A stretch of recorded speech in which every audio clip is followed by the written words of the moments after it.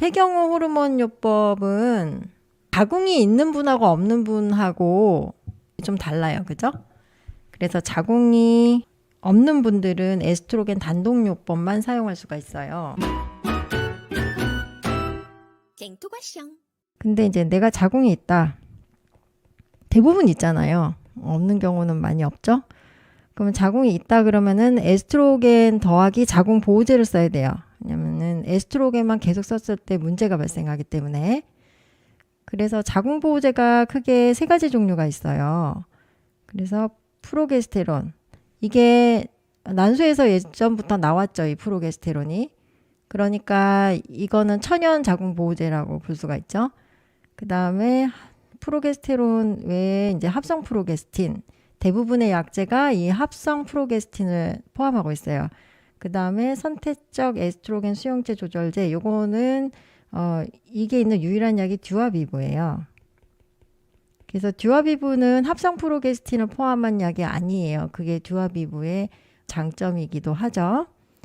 국내 시판 중인 제품 목록을 보면 합성 프로게스틴이 이렇게 다양하게 있어요. 지금 이름을 아실 필요는 없을 것 같아요. 근데 뭐 디에노게스트, 그다음에 시프로테론 아세테이트, 그다음에 드로스피레논, 안젤링에 들어있는 게 드로스피레논이죠. 그다음에 리비알에 들어있는 게 티볼론, 펜모스톤에 들어있는 게 디드로게스테론. 그다음에 듀아비브에 있는 바데독시펜이 아까 그 선택적 에스트로겐 수용체 조절제예요. 그 다음에 유트로게스탄이 위브나 프로게스테론. 그래서 프로게스테론이죠. 요게 제가 여러 차례 말씀드린 대로 생동일성 호르몬이죠. 생동일성 호르몬이라는 거는 천연 호르몬하고 좀 다른 개념이라고 했죠. 천연 호르몬이라는 거는 이거는 재료가 천연이라는 얘기예요.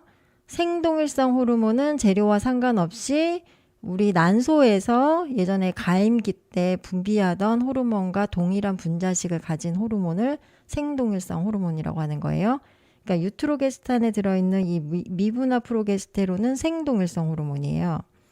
왜 미분화가 붙었냐? 미분화라는 거는 미분. 예전에 우리 수학 시간에 예전에 미분적분 했잖아요. 그 미분이 뭐예요? 아주 잘게 나눴다는 거죠. 그래서 프로게스테론 입자를 흡수하기 좋도록 아주 잘게 나눴다. 이런 뜻으로 미분화 프로게스테론인 거예요. 크게 다른 의미는 없습니다.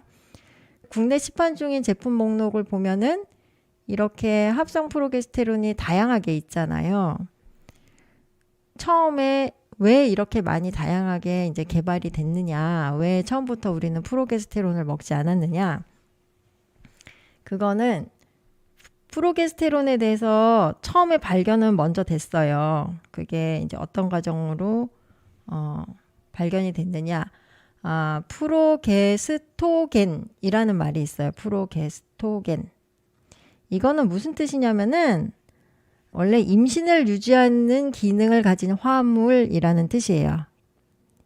그래서 프로게스테론이라는 걸 처음에 알았어, 학자들이요. 근데 이거를 합성을 해서 먹으려고 하니까 의외로 먹어서 효과를 보기가 좀 어려웠던 거예요. 이 자연적인 프로게스테론이. 그래서 이 프로게스테론하고 유사한 기능을 갖는 여러 가지 물질들을 만들었는데 그거를 우리가 합성 프로게스틴이라고 부르게 된 거죠. 그래서 처음에는 이 합성 프로게스틴이 프로게스테론하고 기능이 유사하다고 생각했어요. 근데 연구를 하다 보니까 임신을 유지할 수 있는 유일한 물질은 오직 프로게스테론 뿐이었다. 합성 프로게스틴은 임신을 유지하는데 별로 효과가 없더라. 이런 거를 알게 된 거예요. 그러면은 예전에 이제 난소에서 프로게스테론을 많이 분비했잖아요. 그거를 이제 내인성 프로게스테론이라고 하는 거예요. 내인성 프로게스테론.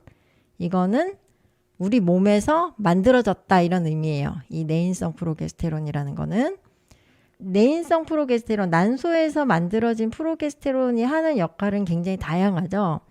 자궁 경부나 자궁 몸통, 자궁의 내막, 난관, 중추신경계, 내하수체, 유방 등 아주 다양한 기관에서 기능 유지에 필수적인 호르몬으로 작동을 하는 거예요. 그런데 얘네들이 일단 먹으면은 대사가 너무 빠르게 돼요. 그러니까 먹으면 금방금방 없어져 버리는 거예요, 몸에서. 그러니까 효과가 유지가 안 돼요. 그래서 이것이 이 프로게스테론을 처음에 개발했을 때 이걸 약으로 만들기가 굉장히 어려웠던 거예요. 그래서 효과를 유지하려면 고용량이 필요하고 했었기 때문에 처음에는 이거를 약으로 못 만들었어요. 그러니까 이거를 구조를 좀 바꿔서 방광기를 길게 해서 하루에 한 번 내지 두 번만 먹어도 체내에서 안정적으로 농도가 유지될 수 있게끔 이 합성 프로게스틴이 개발이 됐던 거예요.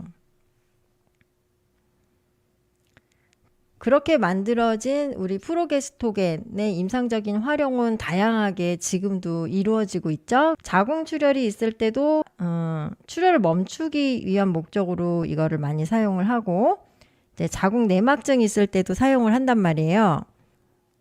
그게 우리가 많이 알고 있는 이제 드시는 분들도 많이 있는데 비잔이라는 약이죠. 비잔. 비잔이 뭐냐면 아까 나왔던 디에노게스트예요. 디에노게스트. 아까 앞에 잠깐 나왔어요. 클레라에 포함되어 있는. 그래서 자궁내막증 치료제로 쓰고 호르몬 대체요법으로도 쓰이죠. 호르몬 대체요법은 폐경후 호르몬 대체요법만 있는 거는 아니죠. 조기 난소 기능 부전이나 그 다음에 성전환 하시는 분들이 하는 것도 다 호르몬 대체요법이거든요. 그러니까 그것들은 다 틀려요. 목적도 틀리고 용량도 틀리고. 그러니까 여기서 우리가 다루는 거는 이제 폐경후 호르몬 대체요법이죠.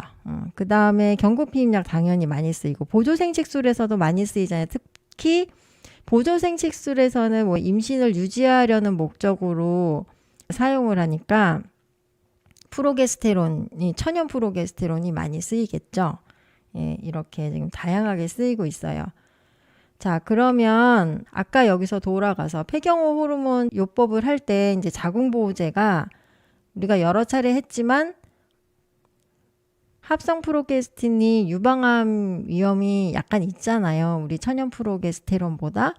근데 이게 밝혀진 게 언제예요? 2000년대죠. 2000년대. 처음에 알게 됐죠. 그 전까지는 몰랐어요. WHI 연구를 통해서 이걸 알게 됐어요. 근데 그 이후로 연구를 하면서 합성 프로게스틴을 완전히 퉁쳐서 하나로 봤었는데 각각의 합성 프로게스틴이 굉장히 다른 성질을 갖고 있다는 것을 나중에 알게 된 거예요. 그래서 각각의 합성 프로게스틴이 각 장기에 어떤 역할을 하느냐 이런 거에 대해서는 아직도 계속 연구 중에 있습니다. 그런데 폐경후 호르몬 대체요법이 처음에 시작됐을 때 그때 40년대 50년대 요때예요. 그래서 그때 처음에 시작됐을 때는 자궁보호제가 꼭 필요하다는 개념이 없었어요. 그래서 처음에는 에스트로겐만 사용했어요. 근데 자궁이 있는 분들은 자궁보호제가 꼭 필요하다는 거를 나중에 연구를 통해서 알게 된 거예요. 그러니까 폐경후 호르몬 요법은 사실 우리가 생각한 것보다 훨씬 오래전부터 이루어지고 있었거든요. 그래서 호르몬 대체 요법에서 프로게스토겐이 사용된 이유는 무엇이냐? 장기간 에스트로겐을 단독 투여했을 때 자궁내막암의 위험이 증가하더라. 이 사실을 알게 된 거예요. 그래서 지금 여기 사진에 나온 분이 누구냐면은 그러니까 윌슨 박사님이에요. 윌슨이라는 분인데 이분이 Feminine Forever라는 책을 1966년에 발표를 하셨어요. 그래서 여기서 호르몬 대체요법에 대해서 엄청 극찬을 했어요. 폐경후에 여성들이 이 에스트로겐만 복용하면 젊음을 유지할 수 있고 나이에 상관없이 성생활을 할 수 있고 노화 관련 질환도 예방할 수 있고 이거는 정말 신의 축복이다 이러면서 엄청나게 극찬을 한 책이에요. 이게 베스트셀러로 많이 팔리고.